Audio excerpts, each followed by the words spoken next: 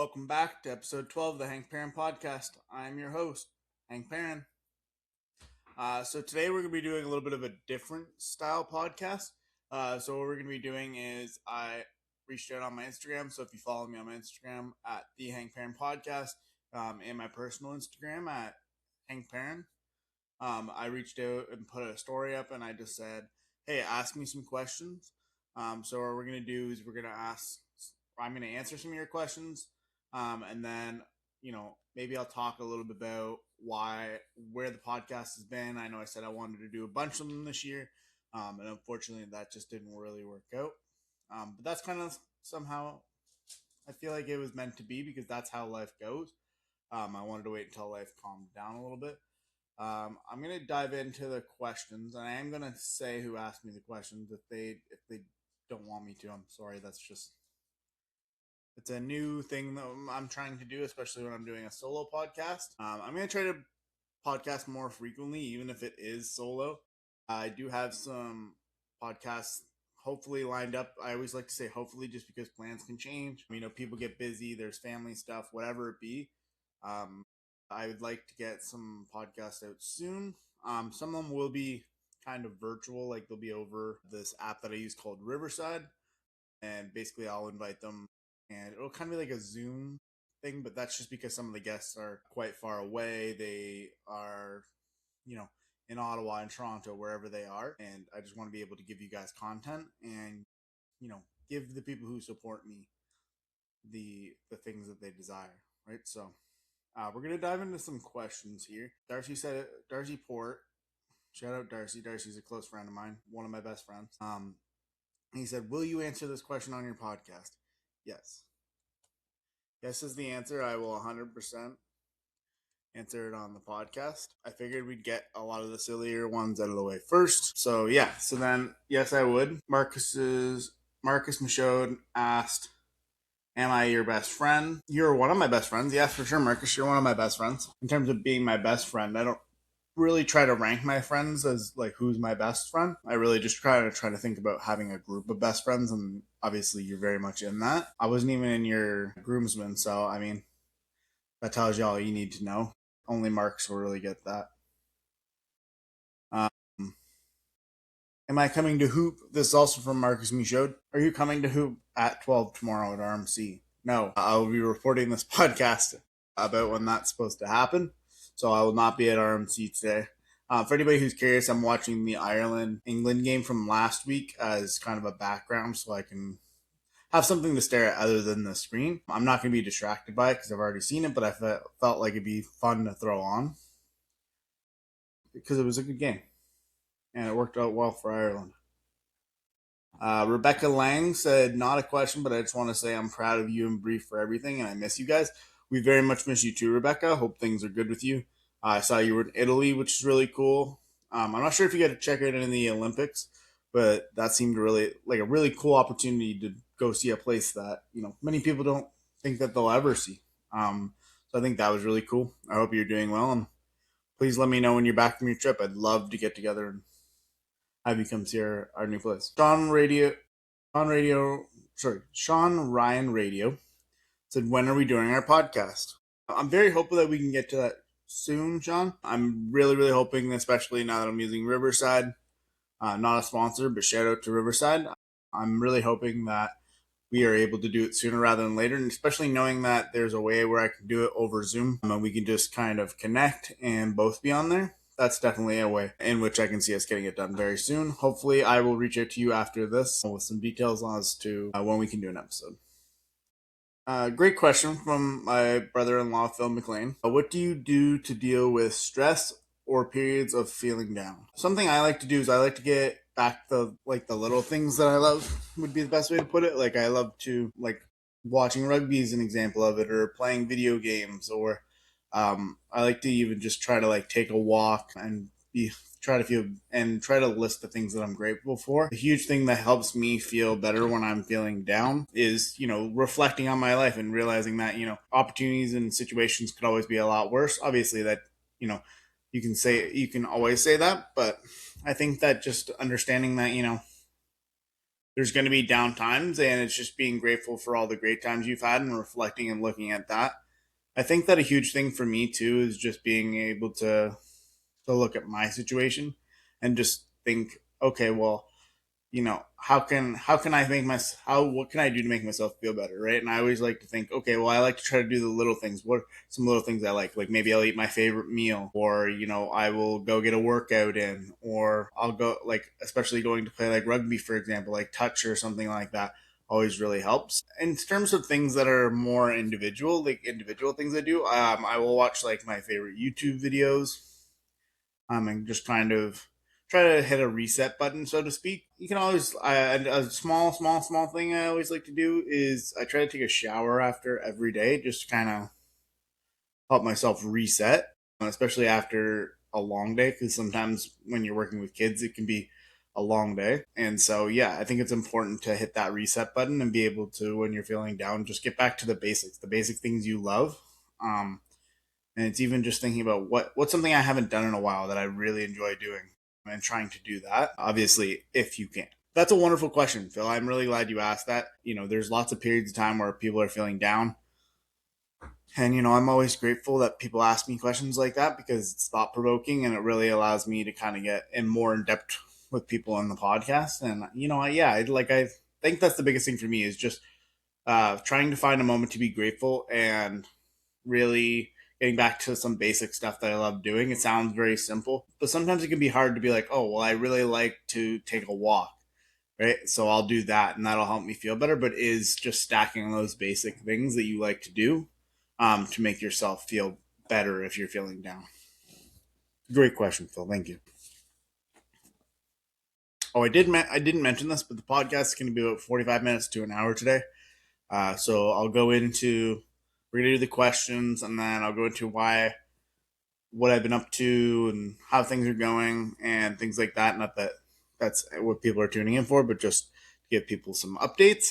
And then after that, we will talk a little bit about some of the topics I thought would be fun to talk about, regarding like the Olympics, for example, and all that kind of stuff. Um, Next question is from Amelia, one of my friend Connor's girlfriend, Amelia.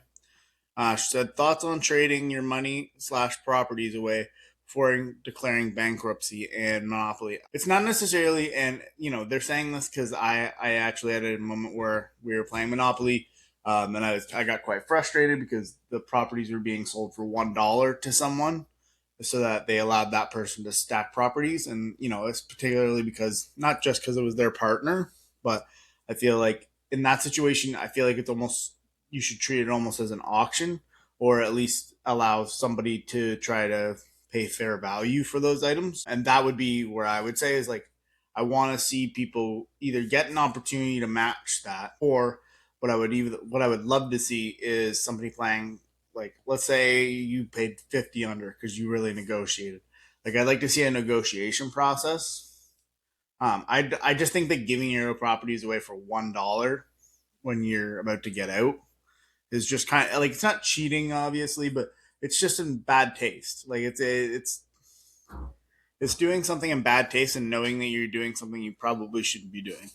And so that's kind of my take on that. It's just like, make it an auction where you have everybody try to like out bargain themselves, basically, to see what they'll give you, in terms of money or whatever you're looking for. Or if you're gonna do that, at least have the person pay relatively fair value, right? Like, so let's say the property and or stuff is worth $700, right? If you paid 625 or 600 or 650, any of those numbers, and then you declared bankruptcy because you sold all your properties, I'm perfectly fine with that. I don't have a problem with that. It's when people are like, maybe they don't have a set, but they have a lot of properties, and they just all of a sudden decide, okay, well, I have to pay this person $1,400 because I landed on their property, and I'm going to be bankrupt. So I'll just sell my stuff to one person for $1. I just kind of think it, like, not that it ruins the game, but it has the ability to ruin the game. I just don't think I don't think when the people that made Monopoly were making it, that's what they thought people were going to do. And I just kind of find it distasteful, I guess. So that's kind of my thoughts on that. I mean, I know you kind of guys were both joking when making that, but I just kind of feel like it ruins the spirit of the game. And it's like, what are we even playing for then if everybody's just going to give their properties and stuff up for $1 at the end of the game? Yeah. And this is a fantastic question. Desiree13 asked me, what makes you smile today that a 10-year-old you would be shook by? Hmm, that's a fantastic question. I tried to not answer these ahead of time because obviously I saw them. So I think there's a couple of things. Like I think in terms of being maybe not necessarily being an athlete, but like being somebody who's always done sports. When I was 10, I really didn't want the big moment. Like I wasn't. It's not something I craved, like a last second shot or an opportunity to win with 2 minutes left and stuff like that. But that's something that, as I grew older, I became more comfortable in. And I realized the more comfortable you become in those situations, the easier the rest of the game becomes. And so for me, that was always really huge. I think that, you know, it's in that situation, it's believing in your teammates, it's believing in your staff, it's believing in your coach. Shout out to Dennis, who's always constantly prepared and constantly innovative, right? So I think that's a huge one. In terms of otherwise, I think that something that makes me smile that 10-year-old me would be shook by actually would probably be working in connection with schools quite a lot. Through either working at BGC or Big Brothers Big Sisters, I've been able to work in the schools. And 10-year-old me thinking about being back in the school, considering how much I disliked school growing up, I think 10-year-old me would be 100% very shocked. Uh, that I'm even going into a school in my 20s. I never really thought about working with kids or anything like that when I was 10. Obviously, nobody. When I was 10, I thought I was playing in the NHL or going to the NBA. You know what I mean? I thought I was going to be a professional athlete. But yeah, no, I think that. Sorry, I'm just getting a text from Brienne. Shout out Brienne. So yeah, that's something that I think 10-year-old me would be very shocked by. I think another thing would be how loud I am because I was constantly told when I was in school and stuff like that that I was too loud and that I needed to be quiet. And I think I think 10-year-old me would be shocked that I'm as loud as I am and that I can control my voice and stuff like that with such the way I do. So I think that would be definitely something for me. Is that um, I think that 10-year-old me would be shocked by that. There's kind of a number of things. Maybe I'll get into a few more. I think that maybe 10-year-old me would be shocked at my ability to adapt and be flexible. I think my ability to adapt on the spot and kind of be flexible in any situation has really helped me, and it's something that being a kid growing up with ADHD, I never really like. It was very like my life was it was very spontaneous, and so I think that being able to adapt in the moment and just kind of do whatever, both professionally and personally, is kind of something that I never really thought of. I always kind of wanted things my way, and or I mean, so does kind of every kid, but I feel like in particular, like I was very set in my ways in a way where I was, and now just being so flexible and so relaxed and so calm. I think that learning the skills that I learned to help me along my ADHD journey, and realizing how much of a positive ADHD can be in my life instead of it being a negative, and learning how to turn my ADHD from what was considered maybe a negative to be a positive. I think that is absolutely huge for me. I think that I didn't think as a 10-year-old that I'd be able to learn those skills, right? Because as a 10-year-old, I was trapped in my own mind of thinking, like this is a bad thing and I have it. And that honestly couldn't be further from the truth. I'm really grateful for my ADHD and all that comes with it. I think it's allowed me to thrive as a person. I don't think I'd be the same person if I didn't have it. And I don't think that I would want to be. I wouldn't want to be anybody else. I'd rather be me in this moment with it. And so that's one of the things that I love the most is just like I love being able to take what would be considered a negative and turn it into a positive. And I live constantly learning new things. I think that's something that a 10-year-old me would be shocked by as well. Is my ability to love learning. I really loved learning. And when you're a kid, when you're 10, that's something that's obviously very, very like you think about learning when you're 10. You think about learning and you think school. right? And I think that something I've learned throughout the years is that it has almost nothing to do with school as you get older. It's just your ability to want to be curious, to want to learn, to want to be happy about and passionate about something like that. So, like rugby, for example, would be something I love learning about. I recently started learning about robotics a little bit from Holly. So, shout out to Holly. But robotics is something I never thought I'd be curious about. Like, there's lots of things, right? And I just enjoy learning about different avenues. And I find every time I learn something, it just makes me feel good. Like I don't know, it sounds corny to say, but like it just it makes me feel great when I learn new things and when I continue to learn new things, but the things that I love. And I think that's something that's very shocking. As a 10-year old, I would have been scared to continue to learn new things all the time. And that's something now that I love. I love every time I get the opportunity to learn something new. It's such a unique and cool experience, and especially in avenues maybe that where I don't find myself particularly strong, like being not necessarily being creative, because obviously I'm creative, but in my own ways. But I would say more on the artsy side of things and crafts and stuff like that. That's an avenue that I continue to grow and continue to learn. And, even trying Duolingo to be able to learn different languages and stuff like that. Maybe even like traveling. Traveling was a huge. That's one thing. Actually, one last thing for Desiree, and then I will wrap up. The last thing that would terrify 10-year-old Hank, that current Hank would smile about, is actually flying. I never really envisioned myself traveling that much as a kid because like we didn't have a great situation in terms of like we didn't have money to travel. So and we didn't have money to do a lot of different things. But traveling was like the farthest thing from our mind. So I think being able to look at it and go, like, so I went to Mexico this past August, um, and I was in an airplane, and at the couple times I've been in an airplane, I've actually found it super relaxing, and I was surprised by that because growing up I was scared of heights, and it's certain, I can still be frightened by heights, but at times, but I was surprised by how much I liked to fly because I just felt kind of calm and relaxed in the air because there's nowhere for me to go, and that kind of, I don't know why, but that made me feel very peaceful. And if you would ask 10-year-old Hank about going on an airplane, he would probably like freaked out and been like, "No, that's scary. I'm not doing that." And that's something now that I every time I get in an airplane, I enjoy it. Um, I just enjoy the not necessarily the whole flying experience because there've been a couple situations where, I wish it would have been different. However, um, I think that I've grown to really like flying a lot more than I thought I would. So thank you for the amazing question, Desiree. I really appreciate that. Shout out to Desiree. She was my I think it was link leader. She was my orientation leader when I started at QE. And I'd love to have her on as a guest sometime if she's interested. She's got a lot of really good questions. Um, and yeah, so I'm going to move on to a different questions, but thank you, Desiree, for that.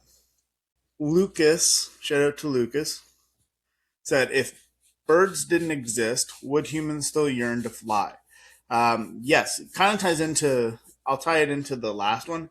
I think that if you were like, okay, well, and I haven't done the research on this, so don't quote me totally on it, but if you told me it was going to take, okay, well, like we could get on we let's go to Mexico, we'll get on a boat, it'll take us 3 days or 2 days, right?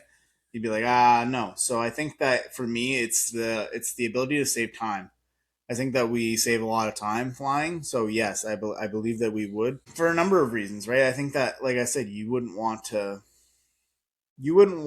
go travel as much if you couldn't fly, and or I feel like we would be curious. I feel like human beings are curious by nature. So I think that even if there was no birds, I feel like because it's an unknown, it's something that we'd be naturally curious of, right? It's like the deep sea.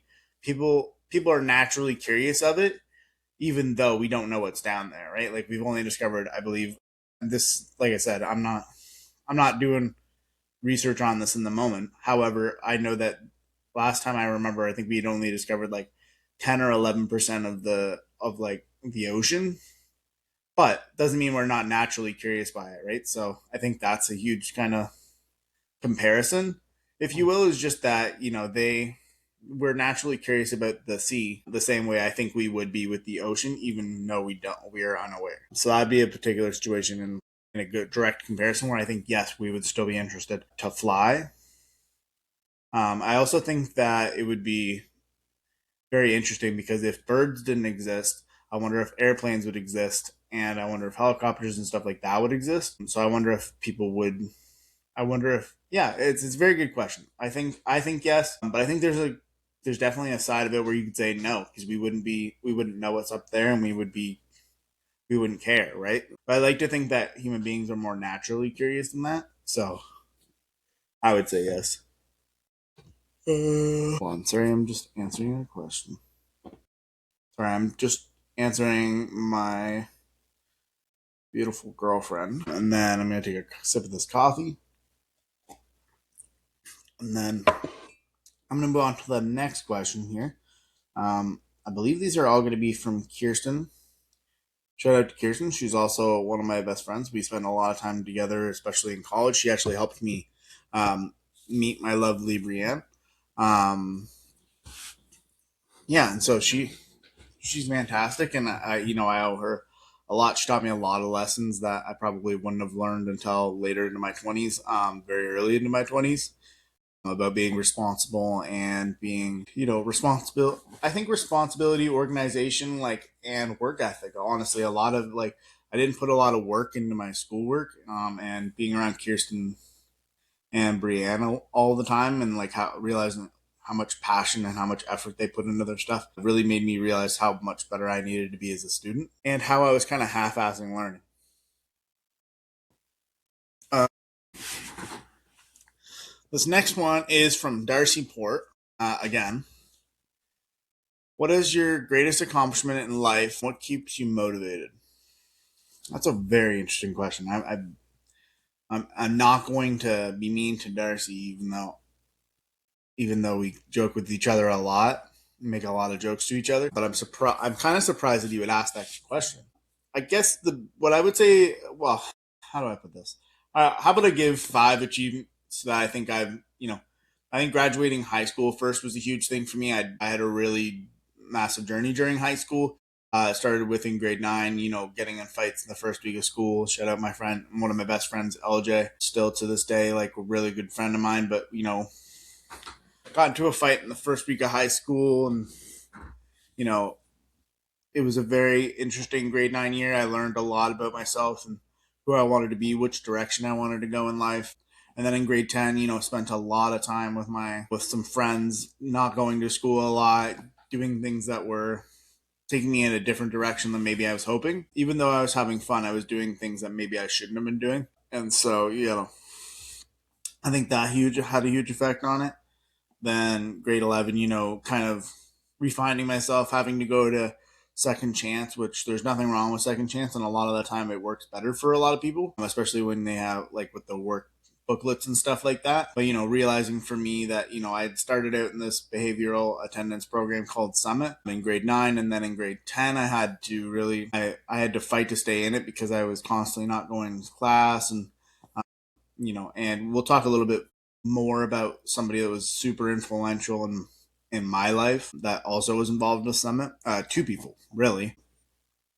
And then in my grade 11 year, going to second chance for a semester and then coming back and fighting my way back to try to prove that, no, I didn't want to, like, not that there's anything wrong with second chance, but I knew I wanted to be at the school. I loved being at QE. I loved the environment. I loved the people. I loved just the teachers. I loved the staff. I loved the principal.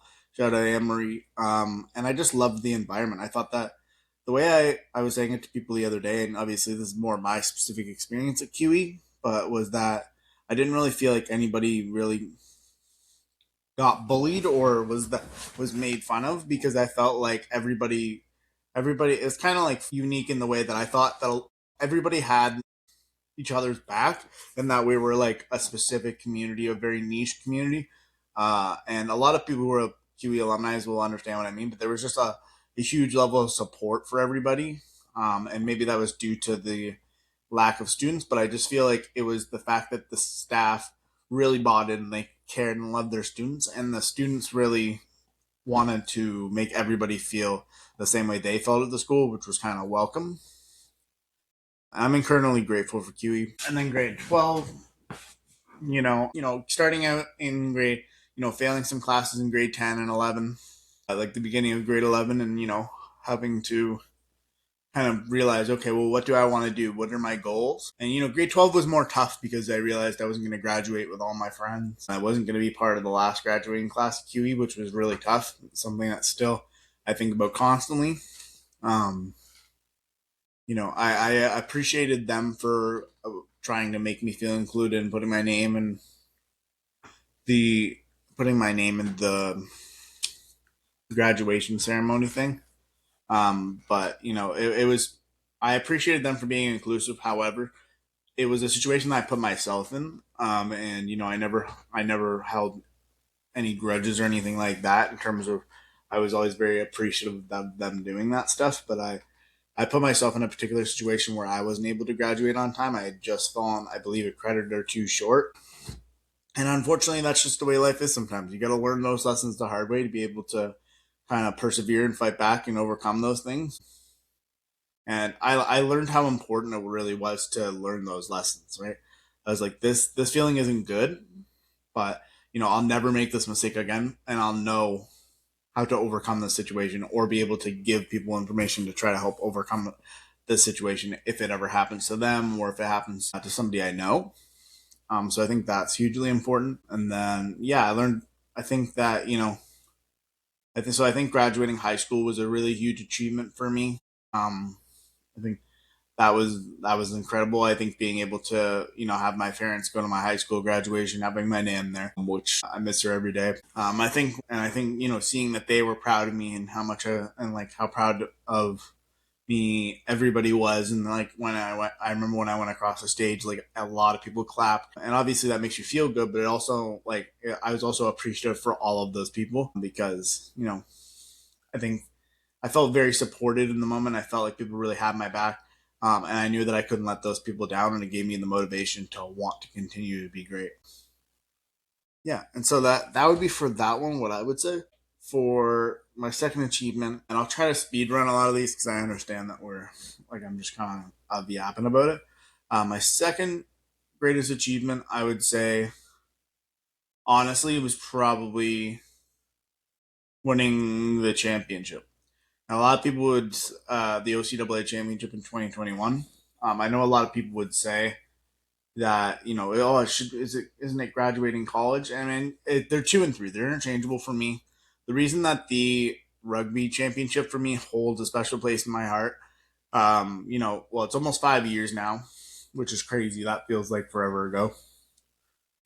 Like it feels like it just happened yesterday, but at the same time, like when I hear 5 years ago, it's like wow. So I would say for that, what I would probably say, because we put so much passion behind it, the guys who were there and have been there. Shout out to Logan and Brady, by the way, for finishing their 5 years. They're fantastic. I love them both. Both kind of like my rugby sons in a way, and I'm eternally grateful for the lessons that they helped me learn along the way. And you know, the I hope I was able to give them some form of leadership, and advice at times, and be able to help them along their rugby journey. Brady's a phenomenal player, a guy who's constantly on the Kingston Panthers first team, who maybe at the time when he was a little bit younger was getting overlooked, but made himself such a presence that he had to be on the field.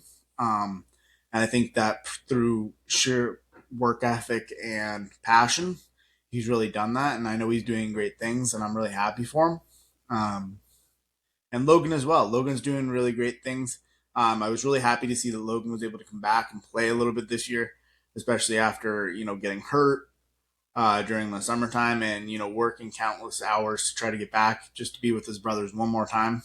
So I'm extremely proud of both of them. I think that both of you are SLC legends and Surge legends, and I'm grateful for you both. To get back into the championship, it's because of the guys that were there for so long and that put so many hours in. And I think of guys like Jam and Pickle and like Cody Fellows and like all of those guys. I think that that's a huge thing for me. Like Fellows and all the alumni that I was able to talk to, and I think the support that they gave us and the love that they gave us and coming out to our practices and always being there, especially when we really needed them. I think that was really huge for us. I think that for me personally, being able to talk to a lot of those guys, and I remember there was a specific conversation with JM that I won't get too in depth with because it's a very one-on-one conversation. But he instilled a lot of faith in me and kind of put a battery in my back to be able to get that done. And I'm always grateful for him for that moment. That moment meant a lot more to me than he probably even remembers. And yeah, no, I've always been extremely grateful for that moment. I don't know if he'll even remember what I'm talking about, but yeah, that's what I would say is that in that moment he really changed a lot of perspective on my perspective on a lot of things, on being able to well, the passion that I was putting in. I think he saw it, and he instilled that kind of like faith in me. Um, yeah, I think that. I'm sorry, I'm just changing this so that it stops. It keeps turning off the laptop that I'm using, and I'm trying to get to stop that. Um, yeah, so I think that was a huge part thing for me. I also think that being able to just the camaraderie we had, the guys, and the fact that we set out.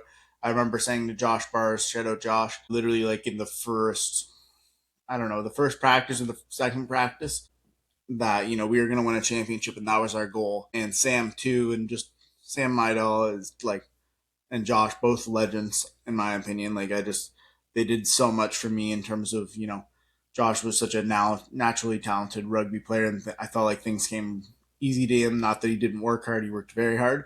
But I felt like he kind of had like a specific IQ for the game. And I thought that, and same with Sam. I felt like Sam worked really hard, but I thought that they helped me grow in ways and avenues that I never really thought about in rugby. And I'm internally grateful for them for that.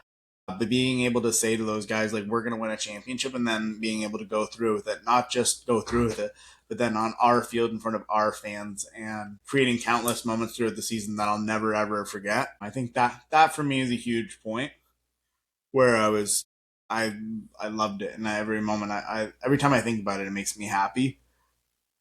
And I just think that's a once in a lifetime moment, right? Like I had already, because both my graduations were at the K Rock Center or the Leon Center or the Slush Puppy Place, whatever you want to call it. I not that I made felt like it made it feel the same, but both ceremonies felt relatively the same. And so for me, the rugby champion, the OCAA championship that we were able to win, being St. Lawrence's first OCAA Division One championship, rugby championship, I think that just meant it meant the world to me, right? And be able to do it in front of our fans, in front of the people who supported us, and the countless fans that were always there. They were always there when it rained, when it was snowed, the championship game. If people were there, they remember what the weather was like. It was terrible, and they still came out in droves and supported us. And like the brothership that I was able to make with those guys last a lifetime. I was already brothers with Evan, but and a lot of those guys, but just being able to accomplish that and be able to have, I remember there was a conversation where I had with Adam and Kylie and Kevin when I first got to St. Lawrence and my first year, and I had said like we're gonna win a championship before I leave here, and the fact that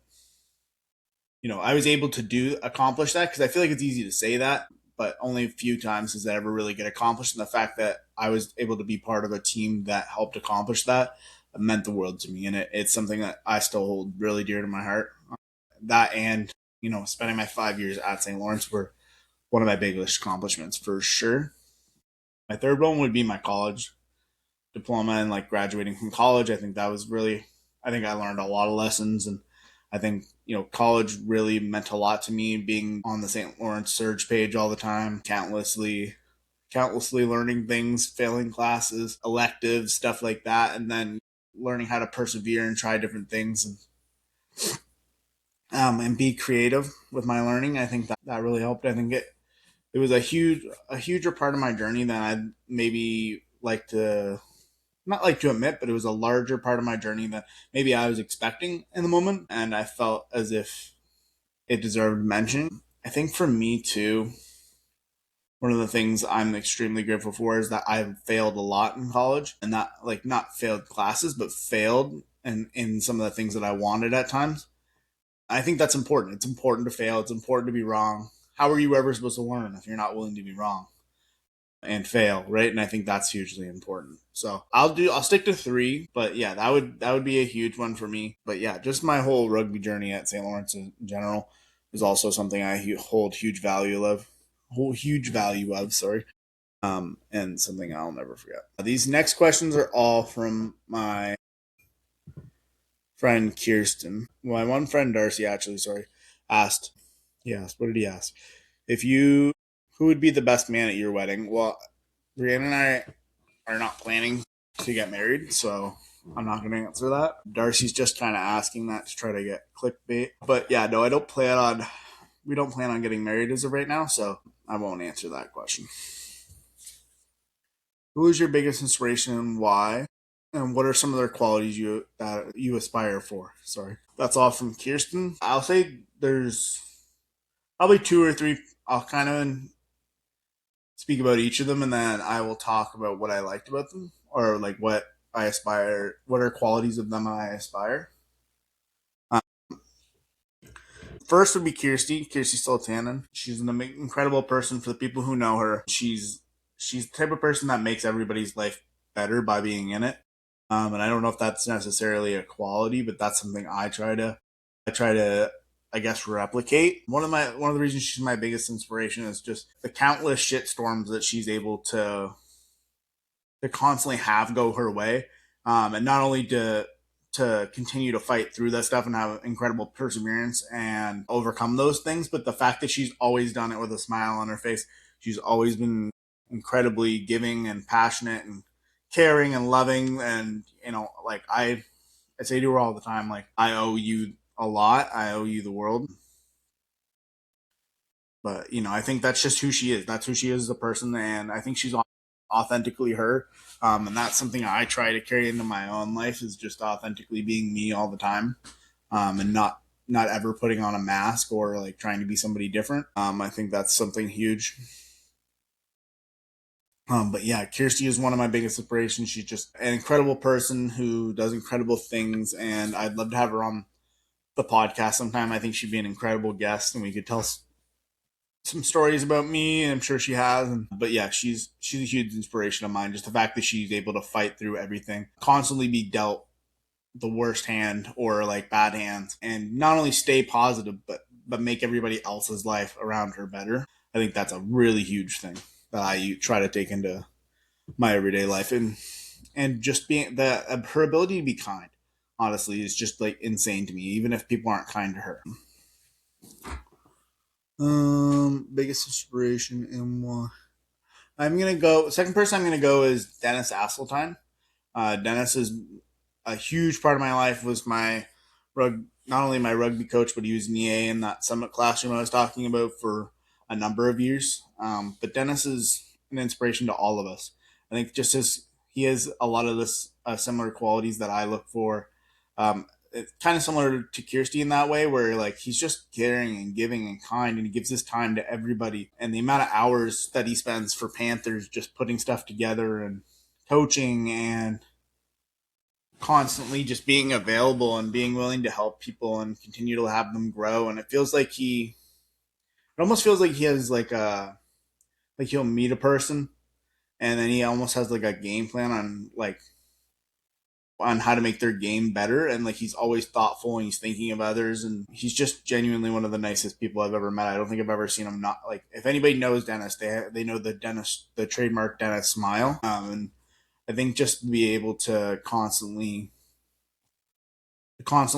see new avenues and be able to think like, I don't know if he's ever really thought this, but I always feel like he is ready for any moment. Like anything that happens, he's kind of got an answer to it. And I think that's due to just caring and being passionate and being relaxed, right? Like I feel like he's a very calm person. And I think that really helps him. So I think those are some things just to live in the moment, right? I feel like he lives in the moment a lot, and yeah, Dennis is one of my biggest inspirations just because he's Dennis. Everybody aspires to be like Dennis, um, and especially even on in games. I thought like when maybe somebody will do something dirty on the field or something like that. I've always thought, well, what would Dennis do, or what would Dennis think, right? Because he's just been so much a role model for me and an inspiration for me, and somebody who I've always looked up to. And I always continue to look up to Dennis. Every time I see him, I try to be more and more like Dennis. And just if it's kind of hard to explain, but just like I don't know, I don't want to say the aura, but the energy that he gives off. I just like you just want to be like him. For anybody who's been around Dennis, they kind of understand what I'm saying. Sorry, I'm just reading some more of Kirsten's questions.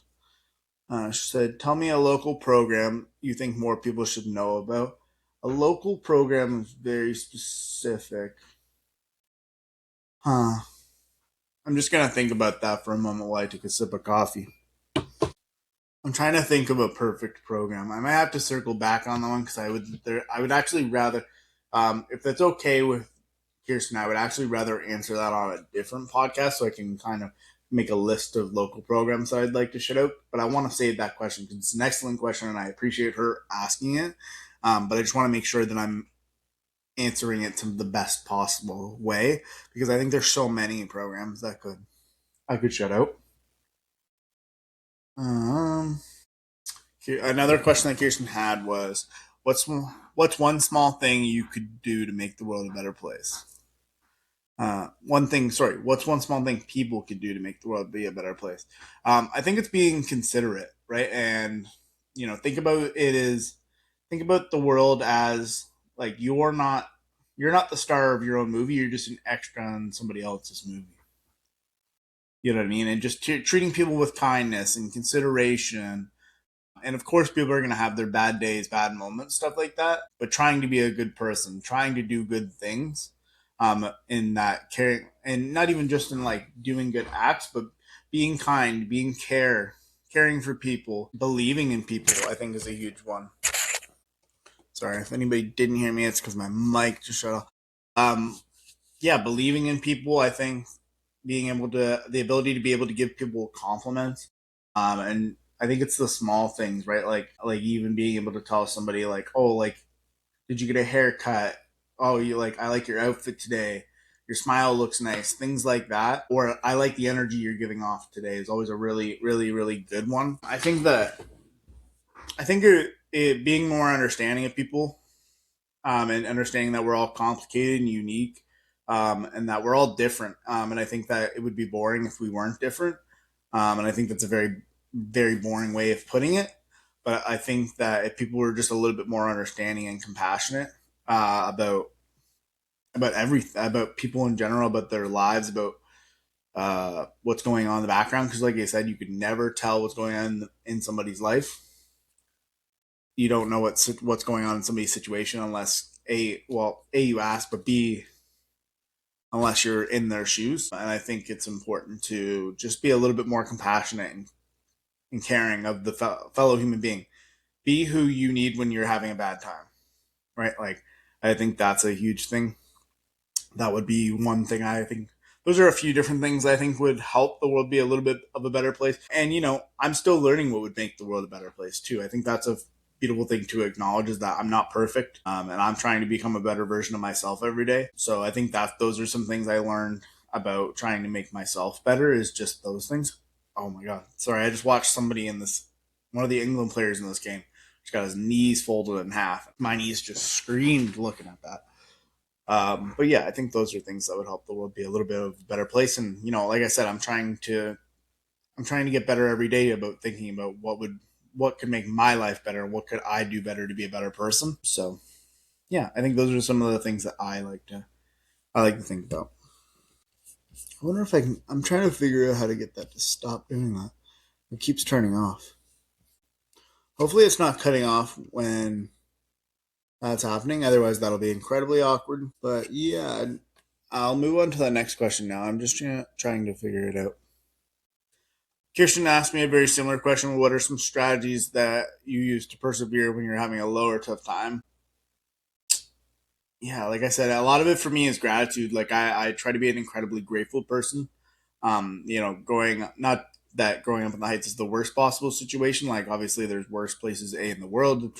B in Canada, I'm sure that there's worse places and indoor, but like in a particular situation where people were constantly misunderstood and undervalued and underestimated. Um, and I think that's constantly something I learned to do is be grateful because I've had a lot of friends who grew up in the Heights, and not that they're not living great lives. Maybe it's not everything they ever dreamed of, and just realizing that I'm in a very good situation where I was able to be able to graduate high school, to go to college, to play rugby, to play sports on a college level, and be able to play Panthers and be able to even walk and do those things. I think those just learning to be grateful and realizing that people have worse situations, and not necessarily that your situation isn't bad. I'm not trying to insinuate that people don't go through rough times, but I think just trying to be grateful for the good things that are happening in life. And some people do that by like writing lists about good things that are happening, and we're journaling and stuff like that. For me, I like to kind of sit down, like I said, and get back to the basics of what's going good in my life, and or like what can I do to make myself feel good. Um, and it can be even as simple as passing a rugby ball with my friends.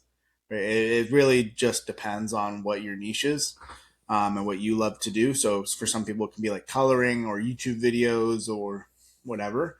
But I think it's okay that it's different for everybody. I think that's a huge thing. I feel like a lot of people feel like, well, this isn't a self care routine, so I'm just watching a YouTube video. But it's like, no, like you're watching a video about something you really enjoy and that you love, and that's okay. It's not supposed to be like a one box fits all. It's supposed to be very unique for everybody, right? So I think that's hugely important for me. Kirsten said, "Tell me a little bit about your self care routine." My self care routine, I guess the best way to describe it would be this is what I like to do pretty much every day as of right now. I feel like my self care routine can change a lot depending on where I'm at, what I'm doing, what job am I at, like things like that. So I think that's a huge thing. What I would say is that my self care routine is coming home, or well, sorry. First of all, I work out typically after work. If I can try to get it in before, like in the morning, I like to really get it in I like to get it in the morning at like 6:30 if I can. But if I choose not to, because I want some extra sleep or whatever it is, I'll work out after work, and then I typically like because I'm driving now, I have my G2. What I'll do is I will typically take the longer way home and just listen to some music, sometimes it's classic rock. I have like a super mix thing on YouTube that I typically listen to, and I think it has a combination of like classic rock, rap, stuff like that. So I'll try to take the long way home, or just try to take a drive. Um, and when I get home, I typically take a shower, and then after the shower, I typically try to connect with my friends. I like to play some video games. A lot of us play like 2K. We play like Call of Duty, stuff like that. I think for me, that like it sounds crazy, but that's like the bulk of my self care routine. Is just getting online and having fun with my friends, and I think it allows me to smile every day when I play with my friends. And I think that's really important as I like to try to smile as much as possible. And so yeah, that's kind of what I like to do for my self care routine. It can change. Like sometimes I'll watch YouTube videos. Like if my friends decide not to be online, I will like pick out a list because I have a saved list of YouTube videos that I like that like, oh, this is really interesting. I would like to watch it. And I put it in a playlist so that when my friends aren't on, I can do that and game at the same time. And I feel like that really kind of helps out. And I think putting my phone away if I'm not watching videos and just kind of being in the moment and hanging out and having nice conversations with Brienne. The one time we did like a guess that song, doing stuff like that, and trying to, if she's home, to try to connect with her as much as possible.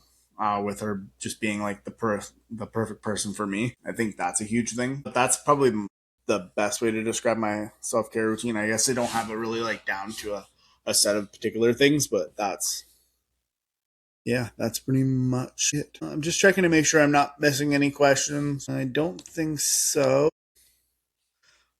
So basically, I'll get into a little bit. We're probably going to wrap up within the next 3 minutes, but I just wanted to give people kind of an inkling of what's happening. So since July, the last time I moved, I went on vacation. One of my best friends got married, and I was part of his wedding. So I was helping, like we were doing a lot of that stuff and the bachelor party and stuff like that. And since then, my partner and I have bought a house. Been constantly moving stuff from storage from all sorts of space because we have 2 storage units. But then we've also been busy trying to get things together that um, for our house, like packing, moving, doing all that stuff. So we have been very busy, and that's just why I haven't really gotten to do many podcasts in the last little bit. It's basically after I had recorded the podcast, maybe like a month or so after we had saw the place that we now live in, and we love our home, and it's beautiful, and we're trying to take every opportunity we can because we sometimes work opposite shifts. We're either trying to spend time together with having very few days off together.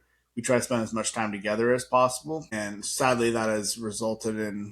you know, sadly that has resulted in not being able to do as many podcasts. But I think Brienne has also kind of helped me to want to do the podcast more. She said, like, I remember when you used to do it, and you loved doing it. Why don't you do it as much anymore? And so that kind of gave me the push to want to be able to do it again. And not that I didn't want to do it again, but I just found myself getting busy, and I forgot that it really only takes like 5 hours max to set up a podcast, and that's something I'm passionate about doing. So I should get back to doing it. And so, yeah, that's kind of what's been going on. We've just been rearranging our home and trying to make it our own the best we can. And yeah, really just kind of getting settled in here. And I wanted to make sure that I was settled in truly before we started just trying to do podcasts. Because the last thing I would want to do is give you guys a bunch of rushed content. But I'm hoping that now, with everything starting to settle down, and finally us being in our home and being comfortable and everything like that, I'll be able to give you guys a lot more content. That's at least my hope. Um, yeah, I'm very grateful that we were able to be in this situation and be able to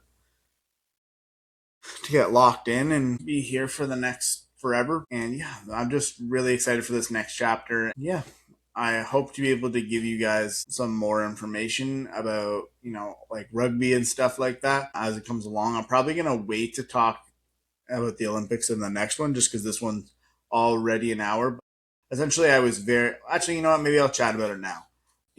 Canada at the Olympics, was we finished 10th or in the top 15, and I'm not mad about that. The gold medal game, everybody was really sad about. Obviously, I think Canada, there's just a certain amount of opportunity in games like that, and people who've played in gold medal games and high level games like that. Not even necessarily high level games like that, because I'm not criticizing any of these players. They're all fantastic players, and they did a great job representing Canada. But I just feel like everybody knows in crucial games like that, I guess is maybe the best way to put it across any sport. There's a certain amount of moments you get, and it's for me, it's really who can capitalize on those moments more. I find will win the games, and so when you talk about being built for the moment, I think and like capitalizing on those moments, I think that's hugely why I don't believe that Canada won. I just thought that they got there was a lot of moments that were capitalized on. Um, it's a very small, short take to talk about, but that's kind of my take. Is that the U.S. just capitalized on more of their moments, if you will, to be able to capitalize on, and I think that's kind of what happened there. I think Canada will be back in 2030, and I think that my Canadian pride wants to say that we will do it again. I think we'll win. I believe in us, and I believe in what our hockey program, and I believe in our hockey players. So yeah, very small niche take about the Olympics, but I'd like to see more. I'd like to be for us to be better, but you know, sometimes you just don't have a good go of it, and that's okay. It just gives us the ability to look back and be like, okay, so what can we do better? What can we focus in on more? Yeah, that's gonna be episode 12 of the Hank Perrin podcast. Please let me know if there's anything in terms of. I didn't do a video for this one, obviously, but I'll be trying to get back to more video ones. I just didn't want to, because it's just me. I didn't feel like you guys really necessarily wanted to see me just chat about it on camera. But if you do, please let me know.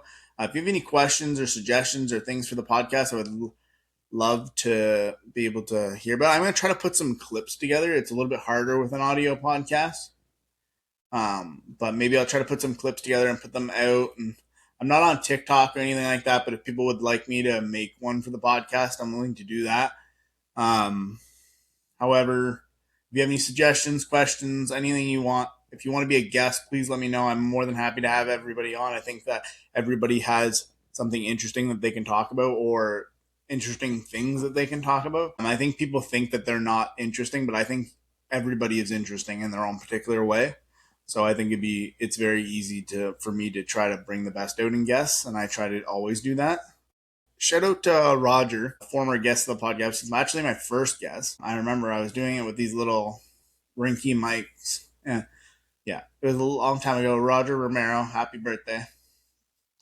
He's works at Pathways. Is an incredible person. For people who know Roger, he's he's an inspiration. Truly, he really is. He's a fantastic person who's done wonders for the community and that organization, and is an even better person. Yeah, this has been episode 12 of the Hank Perrin podcast. Please let me know if you guys need anything, and you'll catch me on the next one. I'm hoping, like I said, I'm hoping to have them a lot more recorded real soon. So I'm not going to give it a time date, because I always do that, and then something comes up and I don't record or whatever it is. But I'm trying to change that. Let's start building new habits. We can't look at the past. We can only move forward.